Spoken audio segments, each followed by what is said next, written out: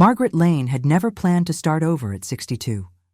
When tragedy struck her family, she opened her small, worn home to two frightened children and gave them the last full measure of her heart.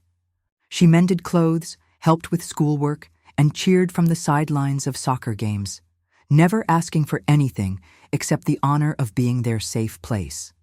Years later, standing proudly at their college graduation, Margaret expected little fanfare. But when the time came to meet friends and professors, the introduction felt like a stone. "This is Margaret. She used to babysit us." The words stung deeper than any wound she had known. In that single moment, she realized how easily devotion could be rewritten, and how dignity sometimes means walking away without bitterness. Yet Margaret would find, through heartbreak and quiet strength, that love given freely is never wasted, no matter how the world chooses to remember it.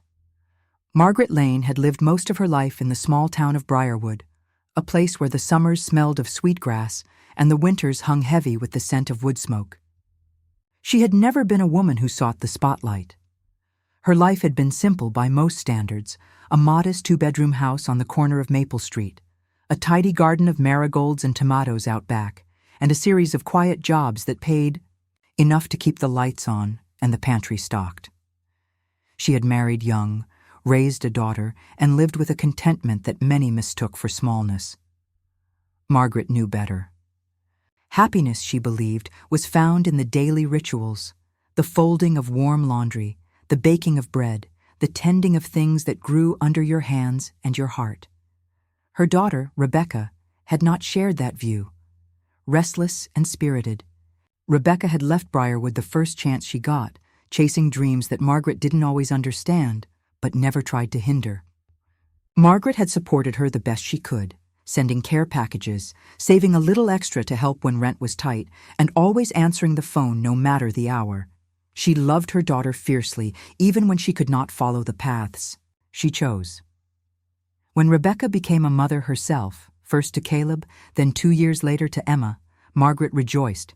She bought tiny sweaters and knitted booties, drove across state lines just to rock them to sleep when Rebecca needed a break, and sent storybooks inscribed with careful, loving notes. But Rebecca's life had never found the stability Margaret had prayed for. There were boyfriends who came and went, jobs that dissolved as quickly as they appeared, apartments left behind in hurried moves. Through it all, Margaret remained a steady presence, a soft landing place whenever her daughter faltered. The call that changed everything came one rainy April evening. Rebecca, her voice thin and trembling, confessed that she could no longer care for the children properly. The details were blurred by sobs and static. There had been trouble with the law, bills piling up, a boyfriend who had left in the night. Margaret didn't ask for explanations. She simply packed a bag, got in her old station wagon, and drove through the storm to bring her grandchildren home. They arrived at Margaret's doorstep, carrying nothing but small backpacks and wide, frightened eyes. Caleb was 8, solemn and protective of his younger sister. Emma was 6, her thumb perpetually in her mouth, her stuffed rabbit clutched tightly in one arm. Margaret wrapped them in blankets, fed them hot soup, and tucked them into the bed that had once been her daughter's. That night, as the rain battered, the windows and the children clung to her in their sleep, Margaret promised silently that she would never let them feel unwanted again. Over the years that followed, Margaret became not just their caretaker, but their mother in every way that mattered. She attended parent-teacher conferences, baked cupcakes for classroom parties, and sat through endless soccer games and school plays with a heart full of pride. She learned how to navigate the complexities of homework she barely understood and adolescence that sometimes left her bewildered. She made mistakes, plenty of them, but she loved them with the kind of fierce, steady devotion that never faltered, even when their teenage moods tested her patience and their growing independence left her feeling adrift. Finances were always tight. Margaret clipped coupons, took on extra hours at the library, and sometimes went without new shoes or a proper coat so the children could have what they needed. She never told them about the sacrifices. That was not the way love worked. True, Love was invisible, stitched quietly into the fabric of everyday life. By the time Caleb and Emma reached high school, they spoke less often about Rebecca. The phone calls grew fewer, then stopped altogether. Margaret didn't press. She knew. Better than to tug at wounds not yet healed. In her quiet moments, she sometimes wondered if she had done the right thing, if love and stability could truly replace the bond of blood and birth. But when she saw Caleb helping Emma with her homework, or Emma slipping her hand into his when they crossed the street, she chose to believe that she had given them something lasting. When Caleb was accepted into college, Margaret wept tears of pride. When Emma earned a scholarship for her art, she clapped until her hands ached. She sat through their ceremonies, snapping photographs with the old camera Walter had given her decades ago, and marveling at the young people they had become. She never expected grand thanks or public acknowledgement. Her reward was watching them grow, watching them step into the world with strength she had helped nurture. Still, as she pinned on her simple brooch and straightened the collar of her best Sunday dress to attend Caleb's graduation, she allowed herself one small hope, that for once, just once, she might be introduced not as a relic of the past, but as something closer to what she had truly been: family. The morning of Caleb's graduation was bright and clear, the kind of day that seemed to carry a promise. Margaret woke early, smoothing out her dress with careful hands and polishing the sensible black shoes she reserved for church and special occasions.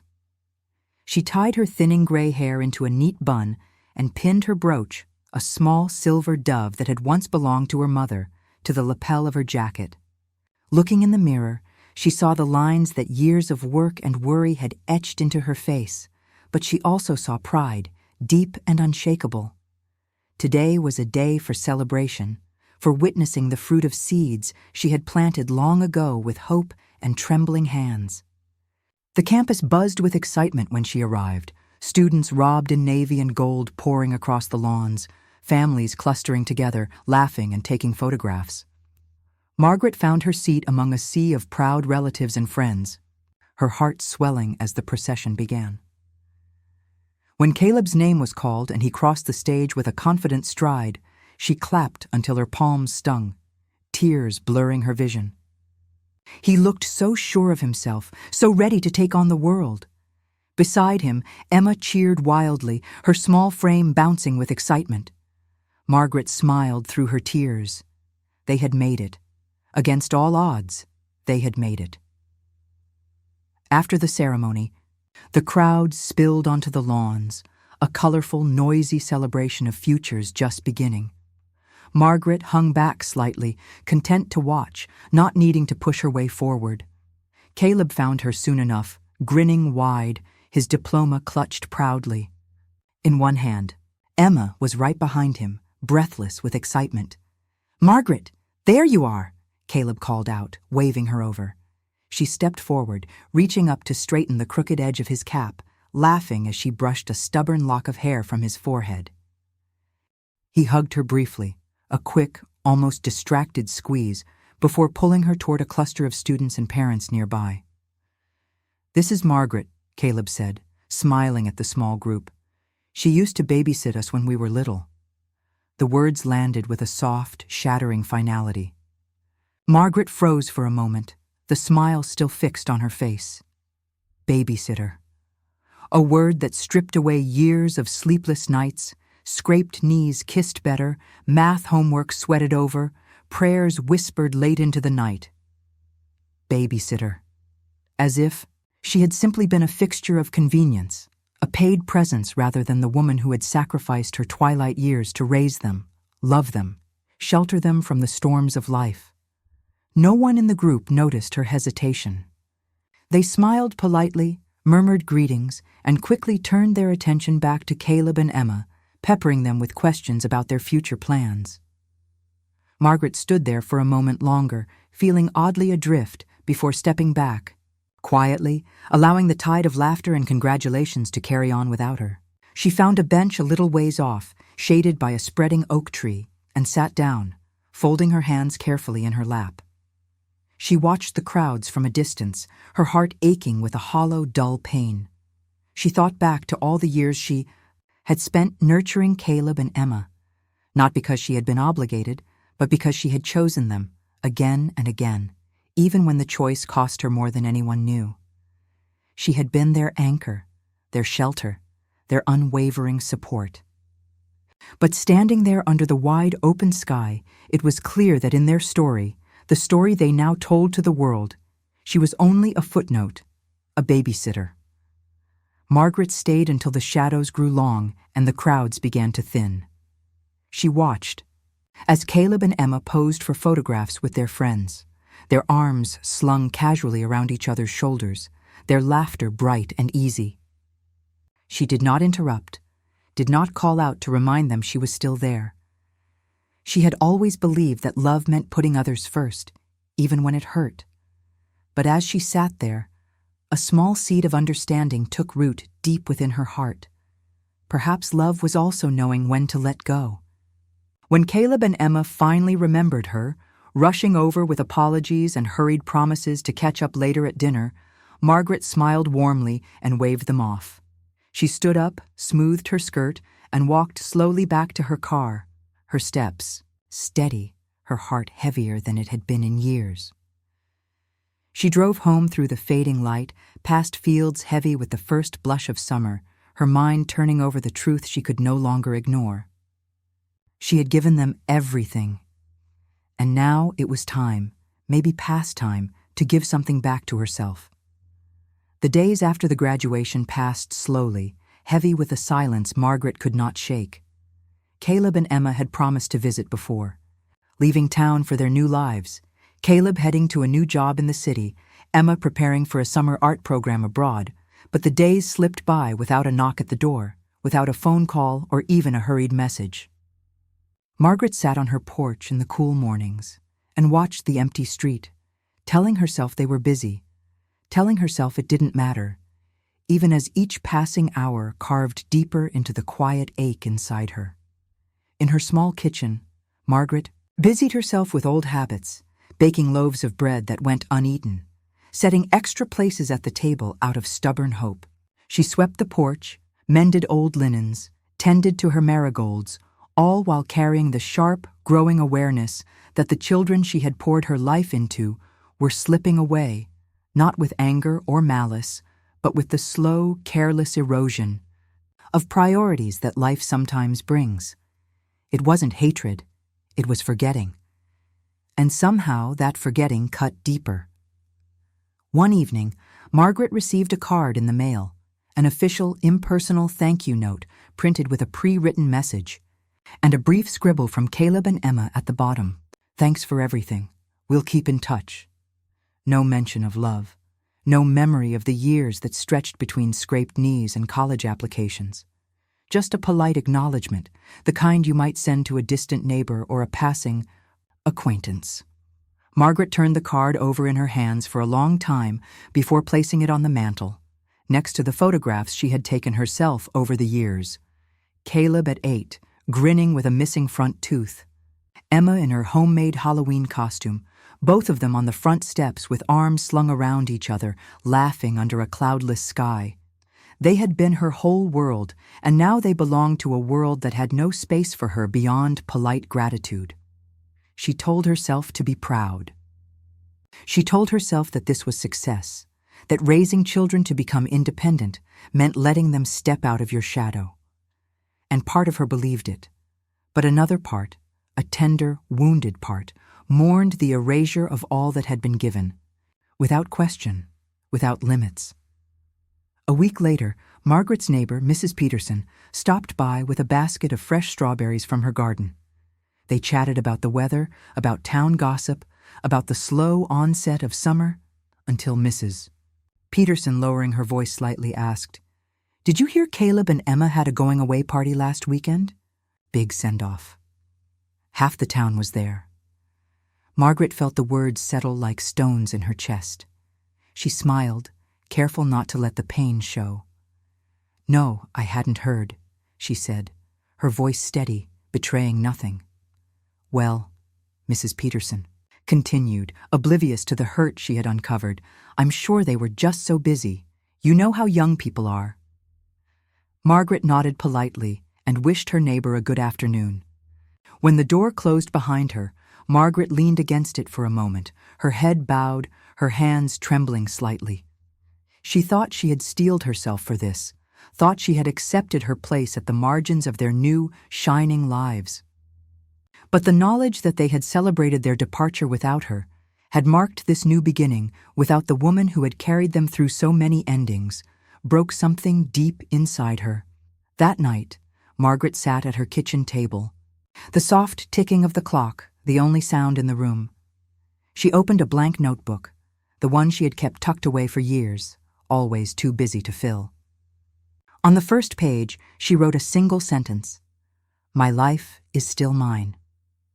It was a small act, but a defiant one, a reclaiming.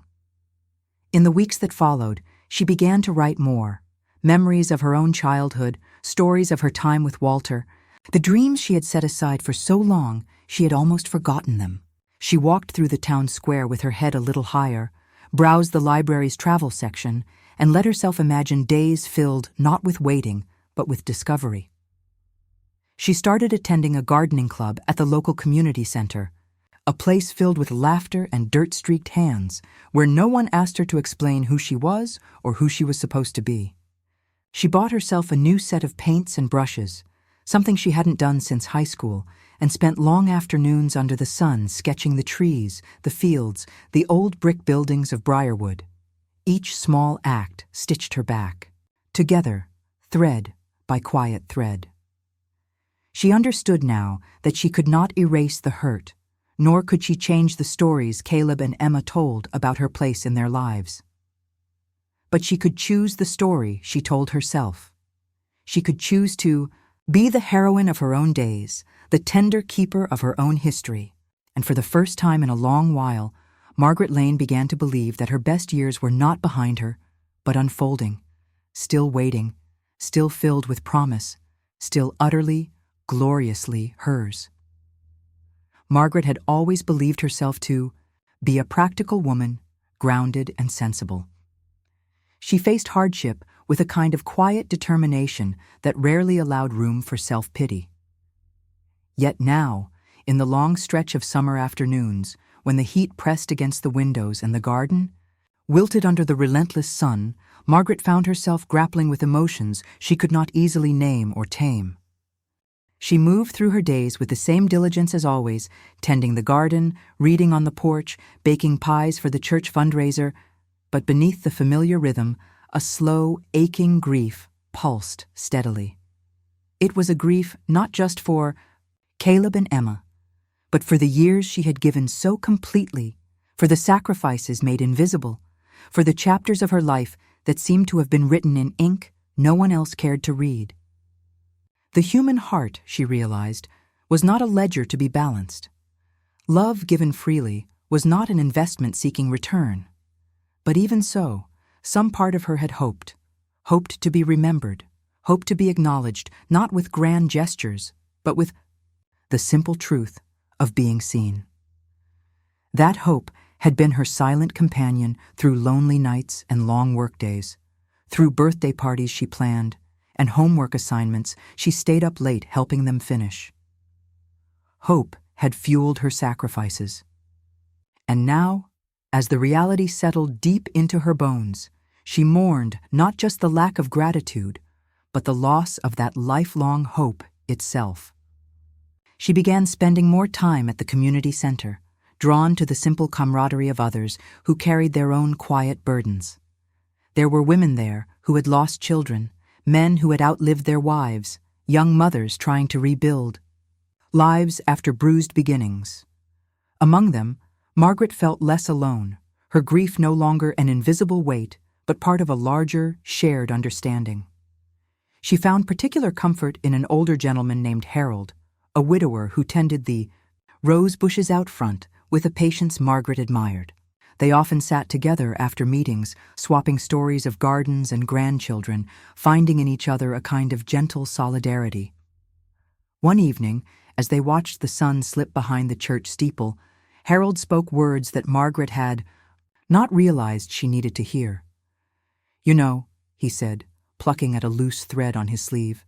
"Sometimes the ones we pour ourselves into don't know what it costs, and sometimes they never will. But that doesn't mean what we did wasn't sacred." Margaret looked out at the golden sky, feeling the truth of his words settle into her like a balm. Sacred. She had never thought to describe her love, her sacrifices in such terms. She had considered them duty, kindness, perhaps even stubbornness. But sacredness, yes, that fits. To give so fully without demand, to love without guarantee of return, was an act of quiet holiness. In the weeks that followed, Margaret began to reshape the narrative she told herself. She stopped framing her love story with Caleb and Emma in terms of what was missing, and instead framed it around what had been given. She remembered the long nights spent rocking feverish bodies back to sleep, the whispered prayers over scraped knees, the pride in every small triumph they had achieved. Under her roof, she remembered laughter around the kitchen table, whispered secrets at bedtime, the simple joy of two small hands clutching hers tightly as they crossed busy streets. Those memories could not be erased by careless introductions or forgotten invitations. They lived within her, bright and enduring, no less real for being unrecognized by others. Margaret understood now that the legacy of her love did not depend on acknowledgement. It depended only on its having been real, steady, and true. She also gave herself permission to grieve, not just once, but whenever the ache rose anew. Some days were easier than others. Some days a song on the radio or a forgotten photograph would catch her off guard, and the sadness would bloom again, fresh and insistent. But she learned to let it come, to sit with it without shame, to honor it as proof that she had loved well. Slowly, Margaret started setting new intentions for her life. She planted a second garden, this one filled not with vegetables, but with bright wild flowers, zinnias, daisies, marigolds, and tall, proud sunflowers that turned their faces boldly to the sky. She joined a painting class, laughed more freely, allowed herself small indulgences without guilt. She stopped shrinking herself to fit into spaces that refused to see her, and instead began carving out spaces that celebrated her quiet brilliance. In the mirror, Margaret still saw the same lined face, the same calloused hands, but she also saw something new, a woman who had loved deeply, survived loss, and rebuilt her heart with the raw materials of hope and grace. She was not just anything. She was a testament to endurance, to faith, to the sacred act of giving without regret. And as the seasons turned, as her garden bloomed wild and colorful under the open sky, Margaret finally realized that she had been enough all along. As summer deepened, Margaret found herself embracing a new, quieter kind of joy. It wasn't the noisy outward celebration she had once imagined sharing with Caleb and Emma. It was something softer, deeper, and more enduring. It was the joy of belonging to herself after so many years of measuring her worth against others' needs. In the cool mornings, she walked to the local cafe and treated herself to a cup of coffee, sometimes sitting by the window for hours, simply watching the town move through its small, steady motions. No one rushed her.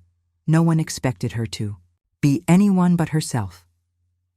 It was a freedom she hadn't realized she had been missing all those years spent stretching to fill the spaces others left empty.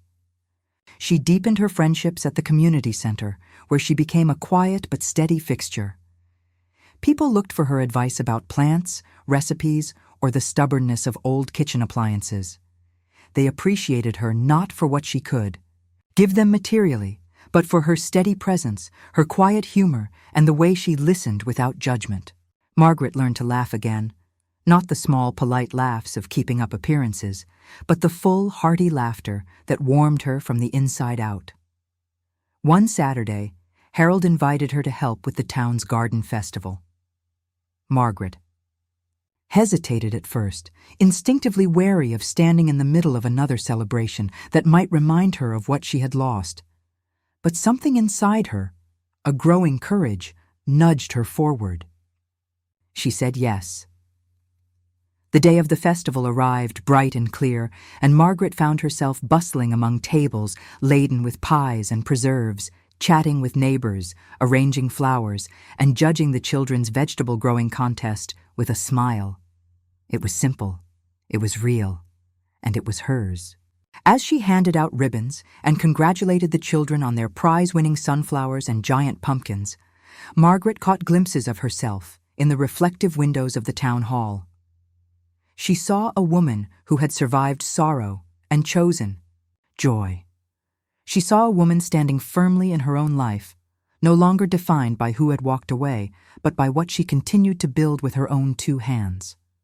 At the end of the day, as the sun dipped low and the festival began to wind down, Harold handed her a cold lemonade and sat beside her on a wooden bench under the sprawling oak tree at the center of town square. They sat in easy silence, watching the townspeople pack away their booths and load up their trucks. Margaret felt no bitterness, no lingering sadness. She simply felt full of gratitude, full of quiet hope. "You know," Harold said after a long pause, "you've built something real here." Margaret smiled, the lines around her eyes deepening with warmth. "I guess I have," she said softly. It was not the future she had once dreamed of. It was not the recognition she had once longed for. But it was real. It was sturdy. And it was hers. For the first time in a long time, Margaret Lane knew she didn't need anyone else's words to define her place in the world. She had already claimed it, seed by seed, stitch by stitch, kindness by kindness. And standing under that old oak tree, with the sun painting the sky in soft gold and the future unfolding quietly before her, Margaret felt something stronger than happiness. She felt peace. Just as Margaret was finding her footing again, a letter arrived that unsettled the delicate balance she had built. It came in a plain white envelope with a return address from the city where Caleb had moved. At first, she thought it might be a simple card, perhaps a belated thank you or a holiday greeting. But when she opened it, she found a formal invitation tucked neatly inside. Caleb was getting married. The date was set for early autumn, and the ceremony would be held at a sleek downtown venue, all polished marble and soaring glass. Margaret sat at her kitchen table, turning the heavy cardstock over in her hands, the elegant script swimming before her eyes. There was a short handwritten note at the bottom. "Would love for you to come, Margaret. You were always there for us." It was signed simply, Caleb, no warmth, no deeper acknowledgement of the role she had played, no word like grandma or even family. Just Margaret, as if she were a guest from a distant, polite past, not the woman who had packed lunches, kissed scraped knees, sat through endless school plays, and whispered prayers at their bedsides when the world seemed too big. Margaret placed the invitation on the table and stared out the window at the garden she had nurtured from seed. It bloomed wildly now, a riot of color and life that owed nothing to anyone but the sun and soil. She thought about the years she had devoted to Caleb and Emma, the sleepless nights, the sacrifices made quietly and without expectation of reward. And yet, deep down, hadn't there been hope? Hope that she would always hold a place in their lives beyond mere politeness? She wrestled with the decision for days. Part of her felt obligated to attend. After all, Caleb's happiness still mattered to her, even if her place in his story had been diminished. But another part, the stronger part that had slowly grown, within her since that painful graduation day, recognized that walking into that gleaming, crowded room, sitting quietly at the edge while others were celebrating, would only reopen wounds she had worked so hard to heal. At the quilting circle, she mentioned the invitation casually, testing the waters. The women around the table exchanged looks, their needles pausing mid-stitch. "You don't owe them your presence," Mabel said gently, her voice kind but firm. "You've given them enough, Margaret. Maybe it's time to give something to yourself." Margaret nodded slowly, feeling the truth of it settle deep in her chest. Attending that wedding would not change the past. It would not rewrite the introductions, the forgettings, the polite thank yous that had replaced the messy, beautiful history they shared. It would only reinforce her role as an afterthought. Instead of replying right away, Margaret allowed herself space to think. She spent afternoons in the garden, letting the soil run through her fingers, breathing in the sweet scent of sun-warmed earth. She walked to the library and lost herself in novels where women reinvented themselves with quiet bravery. She lingered over coffee at the cafe, letting the simple rhythms of her new life soothe the old, aching parts of her heart. The decision, when it came, was not dramatic. It was simple, like all the best truths are. Margaret wrote a brief, kind note declining the invitation. She wished Caleb joy, happiness, and all the love he had ever dreamed of. She mailed it without ceremony, letting the envelope slip from her fingers into the worn blue mailbox at the corner of Maple and 2nd. On the day of Caleb's wedding, Margaret did not sit at home nursing sadness. She packed a small bag, packed a loaf of fresh-baked bread, and drove to a state park an hour away, a place Walter had once promised to take her, but never managed to before the demands of life closed in. She found a quiet spot by a lake, spread a blanket under a tall oak, and watched the sunlight play across the water's surface. She read a novel, shared crumbs of bread with a persistent squirrel, and allowed herself, for perhaps the first time in decades, to celebrate her own life, instead of standing in the shadows of someone else's. As the afternoon wore on, Margaret pulled out her small journal and wrote down a few words, nothing grand or poetic, just the honest truth of where she stood. Today, I choose myself. It wasn't bitterness that filled her heart that day. It was gratitude. Gratitude for having loved so deeply, even when it went unnoticed. Gratitude for the chance to rebuild a life with her own hands. Gratitude for the chance to choose peace, to choose joy, to choose herself. Later that evening, back in her cozy little home, Margaret sat by the window, sipping tea, the garden glowing under the soft touch of twilight. Somewhere, she knew, Caleb was starting a new chapter. And somewhere, Emma was chasing her own dreams. Margaret wished them well, sent them silent blessings carried on the evening breeze, but she did not wish herself away from where she was. She belonged exactly where she had planted herself, with roots deep and strong, and a heart open to the wild, beautiful future still waiting to be written. As summer gave way to the first crisp days of autumn, Margaret found herself walking, more often weaving her way through the town she had called home for most of her life. The leaves turned golden and brittle underfoot, and the scent of wood smoke began to drift from chimneys in the late afternoons. Life moved forward in its quiet, dependable way, and Margaret moved with it, no longer weighed down by the heavy ache of waiting for someone else's recognition. Instead, she let the rhythms of the seasons guide her, steady and sure as they had once done long before she became a caretaker, before she forgot how to belong to herself. The quilting circle flourished with new projects, and Margaret found herself teaching a few of the younger women who had never held a needle before. She smiled as they fumbled through stitches, offering patient encouragement, remembering how her own hands had once learned these same patterns at her mother's knee. Her days filled with small joys, a new flower blooming in her garden out of season, a thank you note from a neighbor whose boy she had helped tutor in reading, an unexpected afternoon spent laughing over coffee with Harold, whose easy friendship had become a quiet anchor. And then, one chilly afternoon, Margaret found a message waiting on her porch, a simple envelope tucked under the mat. She recognized Emma's handwriting immediately, careful, neat, with little flourishes at the edges, just as she had done on her school essays years ago. With a slow, steadying breath, Margaret opened it. Inside was a letter, handwritten on thick paper. Emma's words were awkward, stumbling in places, but they carried an honesty that pierced Margaret more deeply than any polished apology could have. Dear Margaret, I don't know how to start this, except to say I'm sorry.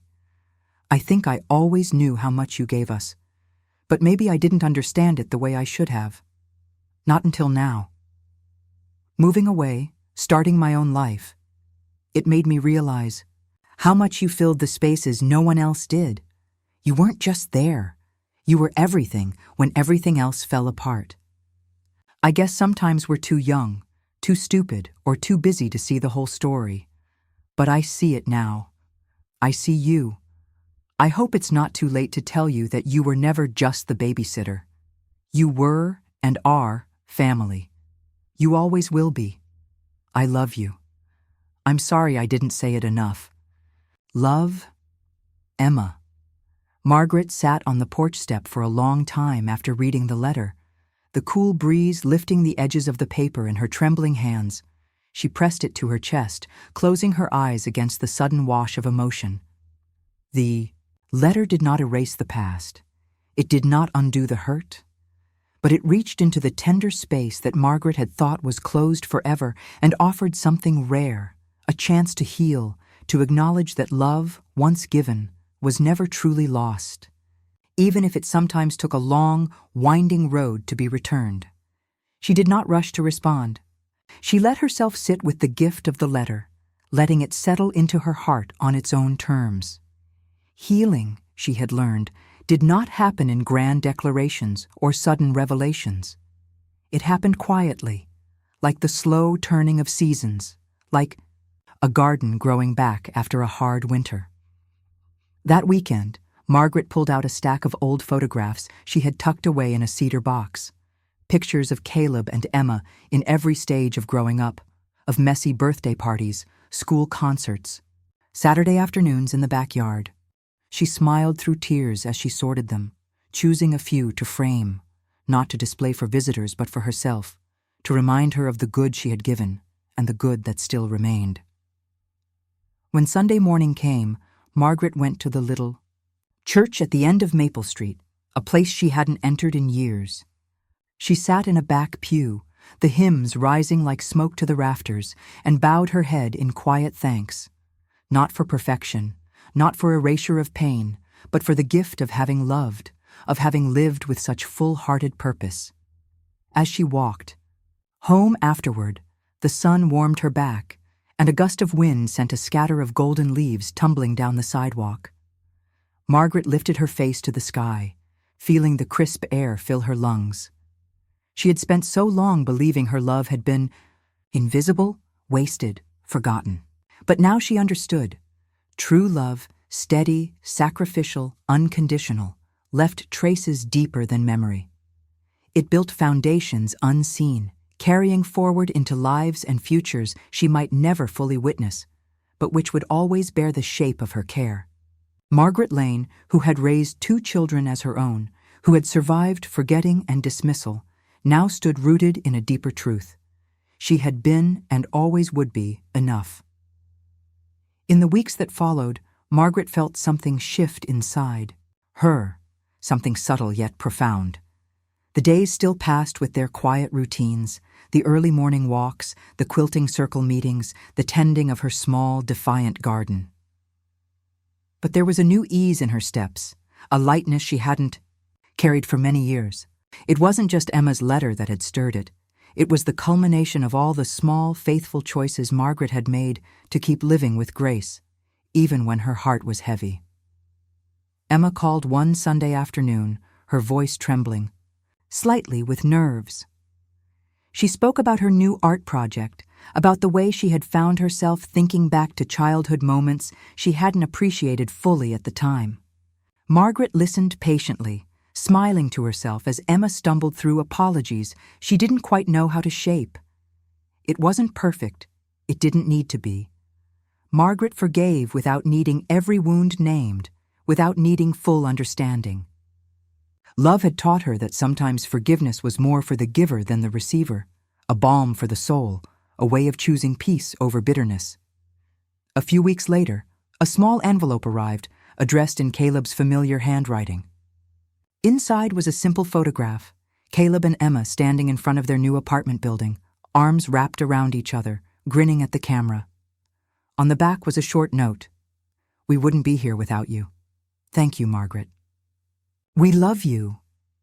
Tears filled Margaret's eyes, not from sadness this time, but from the fierce joy of being seen at last, even if it had come late, even if it had come imperfectly. She framed the photograph and placed it on her bookshelf, alongside the small, steady tokens of a life built on quiet strength. Margaret Lane did not need a ceremony or a speech to validate her worth. She had walked through the fires of loneliness and misunderstanding and emerged with her soul intact. Her story was stitched into the lives of those she loved, whether they always understood it or not. And as she sat on her porch in the golden hush of evening, the sky deepening into velvet blue, she knew something she would carry with her forever. She had chosen love. She had endured sorrow. She had built something beautiful from it all, and in doing so, she had already won. Looking back, Margaret understood that love was rarely tidy. It often left behind jagged edges and unfinished sentences. It was not the perfect scenes captured in photographs, nor the grand declarations shouted from rooftops. True love, the kind that endures beyond disappointment and misunderstanding, was built in quiet, unseen moments. It was the folding of laundry for tired little bodies, the sitting up all night with a feverish child, the countless whispered prayers for a future she might never fully witness. Margaret had spent so many years giving without expectation, pouring herself into lives that did not always know how to hold her in return. And yet, she had no regrets. Her love had not been wasted simply because it had not always been named. It had shaped Caleb and Emma in ways they could not yet understand. It had given them a home when everything else fell apart. That, she realized, was legacy enough. She no longer needed the validation she had once longed for. Her worth had never been measured by titles or acknowledgments. It was stitched into the fabric of the lives she had touched, woven into the small, steady acts of kindness that would ripple outward long after her own steps had faded from their paths.